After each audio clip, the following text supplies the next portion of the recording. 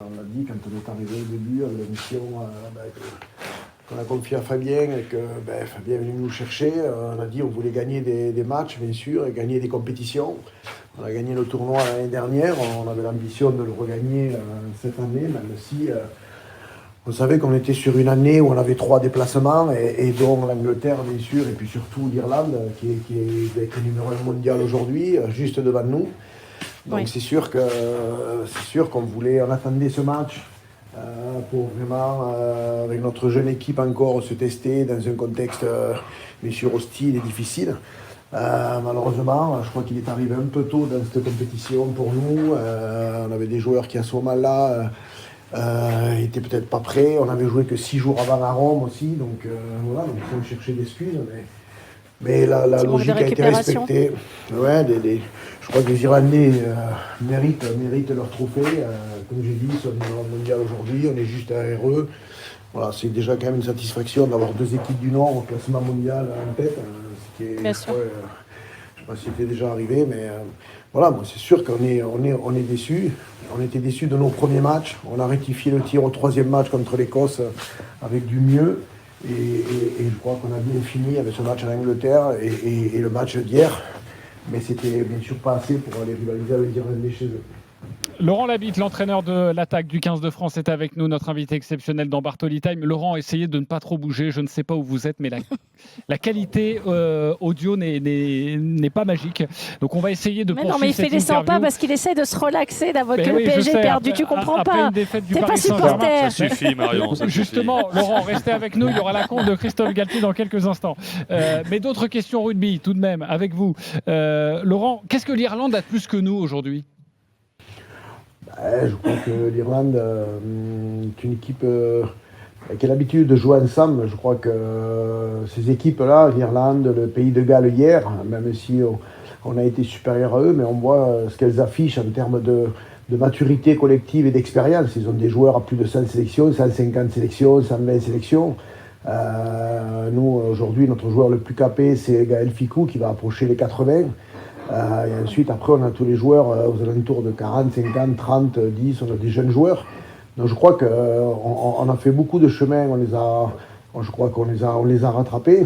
Et donc il nous manque de vivre des matchs comme on a vécu à Dublin en début de tournoi, des matchs comme à Twickenham il y a 15 jours. Tous ces matchs-là font que notre équipe va gagner en expérience. Et c'est pour ça que dès le début, on a dit qu'il fallait qu'on capte les joueurs et qu'on fasse confiance à une équipe parce qu'on a peu de matchs en sélection et donc il faut que les joueurs s'habituent à jouer ensemble. On a une génération exceptionnelle de joueurs talentueux, de joueurs avec un formidable état d'esprit, de compétition.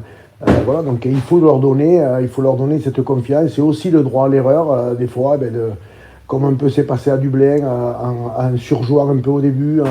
En jouant de trop loin, etc. Mais c'est avec des matchs comme ça qu'on apprend pour aller gagner les grandes compétitions. Wilfried Templier avec Laurent Labitte. Alors 2 questions en une, Laurent. Vous avez dit que le match à Dublin est peut-être arrivé un peu tôt, où physiquement c'était un peu dur. Pourtant, vous aviez eu la préparation à Cap-Breton, mais c'est vrai que vous avez semblé physiquement un peu plus dans le dur à ce moment-là par rapport à la fin de tournoi. Est-ce que c'est ça qui explique aussi la défaite à Dublin ? Et ensuite, est-ce que cette défaite a amené des changements ? C'est ce qu'on a eu l'impression, ce que vous avez eu tendance à dire dans le jeu, une remise en question au quotidien. Voilà, c'est 2 parties sur un avant et un après Dublin. Il y a 2 choses, c'est qu'effectivement, on sait tous et on connaît les règles du jeu, de la sélection, l'équipe de France et de notre calendrier et de notre championnat, on ne va pas y revenir dessus, on travaille main dans la main avec les clubs, on sait qu'on n'a pas le rythme qu'ont les Irlandais justement, donc déjà on est arrivé avec des joueurs, certains qui avaient déjà des temps de jeu très élevés, d'autres qui relevaient de blessures et qui en a au contraire n'avaient pas assez, donc il faut qu'on fasse avec ça, donc on s'est préparé pour ça, en tenant compte de ça, et comme je l'ai dit aussi, le calendrier qui nous était proposé, c'était un match le dimanche à Rome et on a enchaîné le samedi à Dublin avec que 6 jours uniquement entre les 2 matchs. Donc les 2 premières semaines, on a travaillé en préparant 2 matchs au lieu d'en préparer un seul, et donc c'est vrai qu'on avait beaucoup travaillé physiquement en sachant que peut-être le match d'Italie, on aurait les jambes un peu lourdes, et ce qui explique aussi un peu peut-être notre performance de Rome. Et malheureusement, comme on a dit, le match à Dublin est arrivé très vite, 6 jours après, et ça a été un peu difficile face à une grande équipe.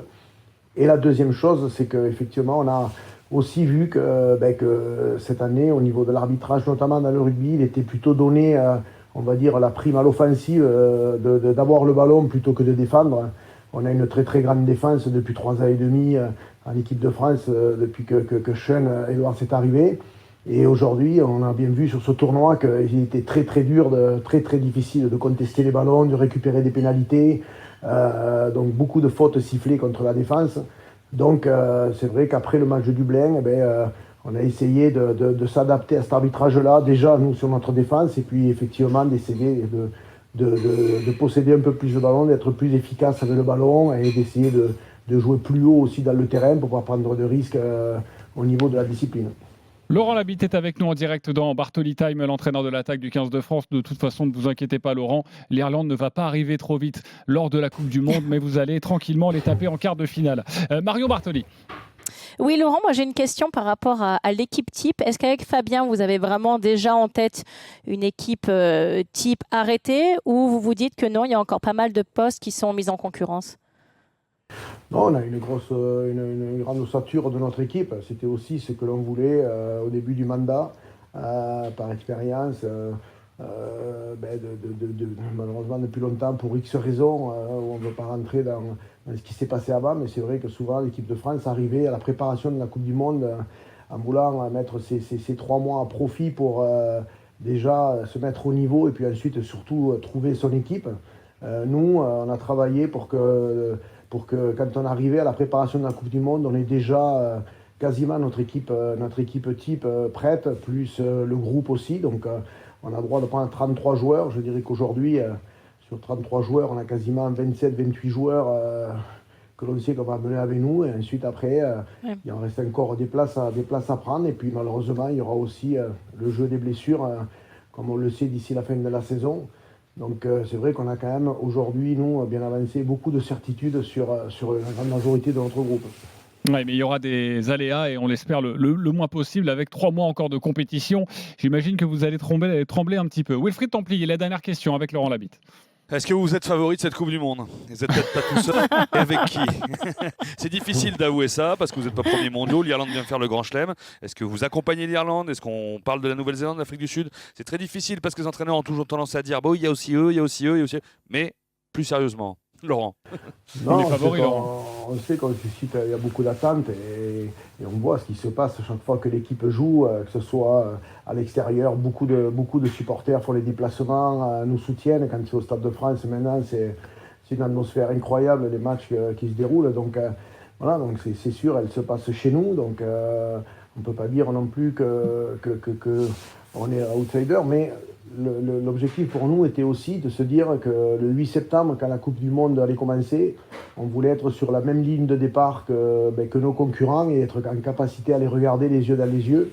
Ce qui n'a pas toujours été le cas par le passé, où on démarrait souvent de très loin et au terme d'exploits incroyables, on arrivait à revenir dans la course, mais on avait laissé beaucoup trop d'énergie avant pour pouvoir rivaliser sur le dernier match. Donc voilà, notre objectif était, comme je l'ai dit, le 8 septembre, qu'on soit sur la même ligne qu'eux et d'être en capacité de les regarder. Bon, Laurent Labitte vient de nous dire qu'on est favori. Merci beaucoup, oui, Laurent. Exactement.